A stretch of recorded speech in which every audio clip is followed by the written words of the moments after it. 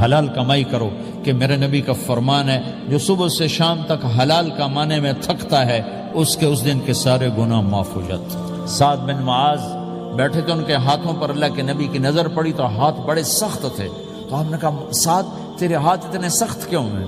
کہا جی میں اپنے باغ میں خود کام کرتا ہوں، سخت ہو گئے۔ تو آپ نے سعد کا ہاتھ پکڑا اور ایسے چوما اور کہا اپنے بچوں کو حلال کھلانے جو ہاتھ ایسا ہو جائے گا اس پہ جہنم کی آگ حرام ہو جائے گی۔ حلال کمائی کرو کہ میرے نبی کا فرمان ہے جو صبح سے شام تک حلال کمانے میں تھکتا ہے اس کے اس دن کے سارے گناہ معاف ہو جاتے۔ سعد بن معاذ بیٹھے تھے، ان کے ہاتھوں پر اللہ کے نبی کی نظر پڑی تو ہاتھ بڑے سخت تھے، تو ہم نے کہا سعد تیرے ہاتھ اتنے سخت کیوں ہیں؟